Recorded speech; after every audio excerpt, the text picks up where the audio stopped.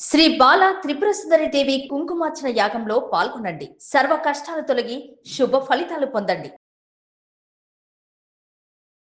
Hi hello నమస్తే, welcome back to Suman TV. Present మనతో పాటు ఉన్నారు corporate and soft skills trainer Madhuravani గారు. నమస్తే మ్యామ్. నమస్తే అండి. మేడం, ట్రంప్ డెసిషన్స్ ఆల్రెడీ మీరు ఫాలో అవుతూ ఉంటారు, అవును. అందులో ఉన్నారు కాబట్టి టెక్కీ జాబ్స్ అక్కడ ఎలా ఉన్నాయి, ఇక్కడ ఎలా ఉన్నాయి, డిఫరెన్షియేషన్ కానీ ఇవన్నీ చూసుకుంటే అంటే H1B టెక్కీస్ ఎవరైతే ఉన్నారో వాళ్ళు ఇండియా వీసా స్టాంపింగ్ కోసం వచ్చి మరి 2027 వరకు కూడా మళ్ళీ రిలీజ్ చేయట్లేదు ఆర్డర్స్ అని చెప్పేసి అన్నారు. మరి వచ్చిన వాళ్ళందరూ కూడా ఇక్కడ చిక్కుకుపోవడం జరిగింది. మరి వాళ్ళు మళ్ళీ 2027 వరకు వెళ్ళే పరిస్థితి లేదంటారా? అంటే వచ్చిన వాళ్ళు మరి ఇక్కడ ఉన్న టెక్కీస్కి మరి ఇక్కడ ఏమైనా ఆపర్చునిటీస్ చేసుకునే అవకాశం ఉందా? అంటే ఒక్కసారి మనం ట్రంప్ డెసిషన్స్ గురించి కూడా మాట్లాడుకుందాం. అంటే మనం చూసుకుంటే ఇప్పటికి చాలా మంది మన ఇండియన్ టెక్కీస్ ఎవరైతే US లో వర్క్ చేస్తారో వాళ్ళు ఇక్కడికి వచ్చి చిక్కుపోయినారు. ఎందుకంటే మనకి అసలు వీసా స్లాట్స్ లేవు. మోర్ దెన్ 100+ డేస్ నుంచి మన వాళ్ళు స్లాట్స్ కోసం వెయిట్ చేస్తున్నారు, అయినా స్లాట్స్ దొరకట్లేదు. ఓన్లీ కొన్ని స్లాట్స్ లేకపోతే ఎమర్జెన్సీ స్లాట్స్ ఉన్నా కానీ విత్ ఇన్ మినిట్స్లో అవి క్లోజ్ అయిపోతున్నాయి. సో ఎవరైతే మన టెక్కీస్ అంటే ఫ్యామిలీని కలవడానికి కాకపోతే లేకపోతే వీసా స్టాంపింగ్ కోసం వచ్చిన వాళ్ళు ఇక్కడ ఇరికిపోయారు. దీనివల్ల ఏమైందంటే వాళ్ళ యూఎస్లో ఏదైతే వర్క్ ఉంటుందో వాళ్ళు ఆల్రెడీ వర్క్ చేస్తుంటారు, అక్కడ జస్ట్ వాళ్ళు 1 to 2 weeks లీవ్స్ తీసుకొని వచ్చింటారు. కాకపోతే ఇక్కడ చిక్కిపోయినారు కాబట్టి వాళ్ళకి అక్కడ కంపెనీ నుంచి కూడా ప్రెషర్ ఉంటుంది, ఇంకెప్పుడు వస్తారు రారా అని. ఇంకొకటి ఏంటంటే మన టెక్కీకి వాళ్ళు వర్క్ ఫ్రమ్ హోమ్ ఆప్షన్ కూడా ఇవ్వట్లేరు. In case work from home option ఇచ్చినా కానీ వీళ్ళు వీసా స్టాంపింగ్ వచ్చే వరకు ఇక్కడ వర్క్ చేసుకొని మేనేజ్ చేయొచ్చు, బట్ ఆ ఆప్షన్ కూడా లేదు. సో దానివల్ల మన వీళ్ళకి ఏమైతుంది, ఇక్కడ మనకి ఎలా ఈఎంఐస్ ఉంటాయి అక్కడ వాళ్ళకి కూడా ఈఎంఐస్ ఉంటాయి, ఫినాన్షియల్ ప్రెషర్ కూడా ఉంటుంది, అండ్ మెంటల్ స్ట్రెస్ ఉంటుంది. వాళ్ళ ఫ్యామిలీస్ని వదిలేసి ఇక్కడికి వచ్చి ఇరికిపోయినారు కాబట్టి. సో మనకి వచ్చిన ఇన్ఫర్మేషన్ ప్రకారం 2027 వరకు వీసా స్లాట్స్ దొరకడం కొంచెం కష్టము అని అంటున్నారు.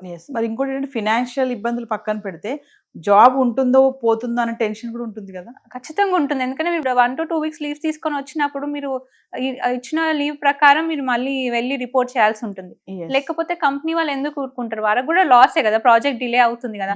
సో అలాంటి మెంటల్ ప్రెషర్ కూడా గురవుతున్నారు మన వాళ్ళు ఇక్కడ. అంటే ఇక్కడ వచ్చిన వాళ్ళకి మరి మనం అనుకున్నట్టుగా ఇక్కడ మన ఇండియాలో వర్క్ ఫ్రమ్ హోమ్స్ ఉన్నట్టు ఈ టైంలో వాళ్ళు ఎందుకు వాళ్ళకి ఇవ్వకూడదు? అంటే మన స్లాట్స్ లేవు కదా, వర్క్ ఫ్రమ్ హోమ్స్ ఎందుకు ఇవ్వకూడదు? అంటే US లో కంపెనీస్ యాక్సెప్ట్ చేయట్లేదు యాక్చువల్గా. ఓకే, అంటే అక్కడ వర్క్ ఫ్రమ్ హోమ్స్ ఇస్తే వర్క్ నడవదనా, లేకపోతే ఆ ప్రాజెక్ట్ వర్క్స్ కానీ ఇవన్నీ డిఫరెన్షియేషన్ ఏమన్నా ఉంటాయా? మేబీ టైమింగ్స్ డిఫరెన్షియేట్ అంటే కొంతమంది ఇస్తున్నారు, కొన్ని కంపెనీస్ రిక్వెస్ట్ బట్టి ఇస్తున్నారు, కాకపోతే 50% కంపెనీస్ అయితే ఇవ్వట్లేరు. అంటే కమింగ్ టు మనం ఏఐ గురించి మాట్లాడుకుంటే చాలా వీడియోలో మాట్లాడుకున్నాం. ఈ ఏఐ అనేది ఇక్కడే కాదు, అక్కడ అమెరికాలో కూడా ఏఐ రావడంతో చాలా లే ఆఫ్స్ జరుగుతున్నాయి. అమెరికాలో ఉన్నటువంటి కంపెనీస్ కూడా కొంతమందిని తీసేస్తున్నారు, అందులో ముఖ్యంగా మన వాళ్ళు ఎక్కువగా ఉండడం అయితే చూస్తున్నాము. మరి ఏఐ రెసిషన్ అనేది అక్కడ కూడా అలానే ఉంది అంటే? ఇప్పుడు మనం ఏఐ మొత్తం వరల్డ్ మొత్తం స్ప్రెడ్ అయిపోయింది. సో అన్నిటి దగ్గర లే ఆఫ్స్ ఉంటాయి. మనం అనుకున్నట్టు అంటే లే ఆఫ్స్ ఓన్లీ ఏఐ ప్రకారమే కదా, ఇంకా చాలా రీజన్స్ ఉంటాయి లే ఆఫ్కి. కాకపోతే మన వాళ్ళు ఎంత స్ట్రాంగ్గా దాన్ని ఫేస్ చేయడానికి రెడీ ఉంటారో దానిపైన డిపెండ్ అవుతుంది. వాళ్ళు ఎప్పటికప్పటికి స్కిల్స్ అప్గ్రేడ్ చేసుకుంటుంటే ఒకవేళ ఈ కంపెనీ కాకపోయినా ఇంకో కంపెనీ వెయిట్ చేస్తుంటారు. మీకు మంచి స్కిల్స్ ఉండి అప్గ్రేడెడ్ స్కిల్స్ ఉంటే వేరే కంపెనీస్ మీకోసం వెయిట్ చేస్తుంటారు మిమ్మల్ని హైర్ చేసుకోవడానికి. కొన్ని కంపెనీస్ ఏంటంటే హెడ్ హంట్ కూడా చేస్తాయి అనమాట. హెడ్ హంట్ అంటే కంపెనీస్కి వెళ్ళి అక్కడ ఉన్న ఎంప్లాయీస్ వీళ్ళు తెచ్చుకోవడం.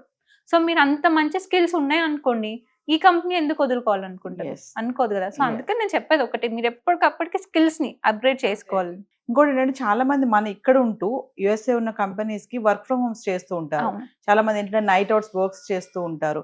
మరి వాళ్ళకి కూడా ఏమైనా లే ఆఫ్స్ ఇబ్బందులు ఇంపాక్ట్ పడుతుంది అంటారు అలా వర్క్ ఫ్రమ్ హోమ్ చేసే వాళ్ళకి? తప్పకుండా పడుతుందని అంటే కంపెనీ డిసిషన్. ఒకవేళ వాళ్ళ కంపెనీ ఇప్పుడు 10 members చేసే వరకు ఒక్కరు చేస్తుందంటే ఆఫ్ కోర్స్ వాళ్ళకి మనీ సేవింగ్ కదా, ఎంప్లాయీస్ పెట్టుకోవడం తీసేయడం.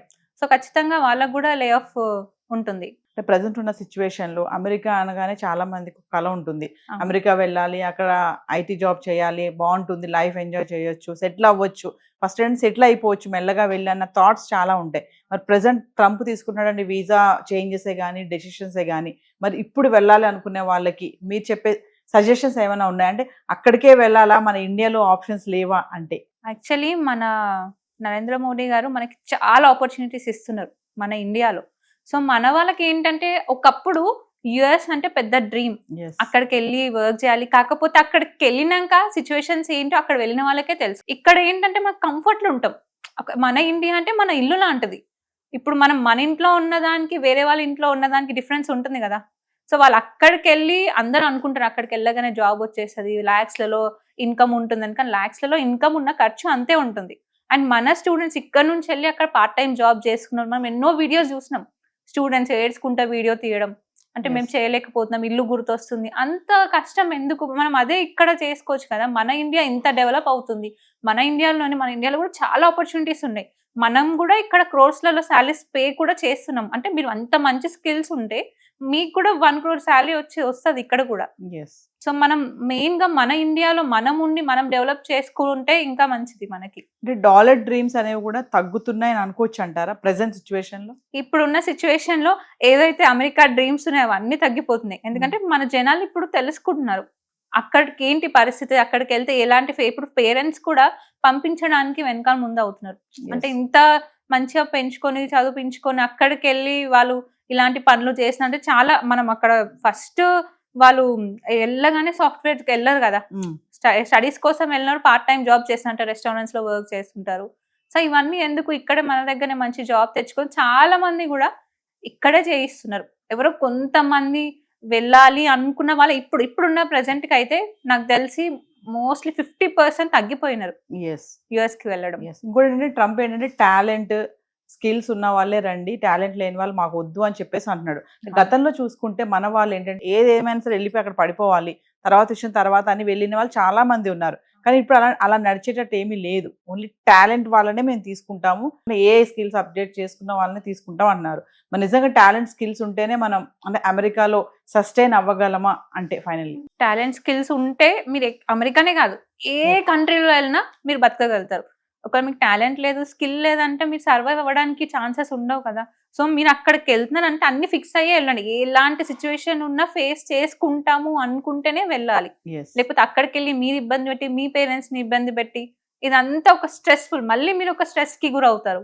సో మీరు అన్నిటికీ రెడీ అయ్యి అన్నిటికీ ప్రిపేర్ అయితేనే మనం అక్కడ సర్వైవ్ అవ్వగలుగుతాం. అండ్ ట్రంప్ వచ్చేసి టాలెంటే కావాలి అంటున్నారు. నాకు తెలిసి కొన్ని రోజుల తర్వాత ఆ టాలెంట్ కూడా వద్దు, మా దగ్గరనే టాలెంట్ ఉంది అంటారు.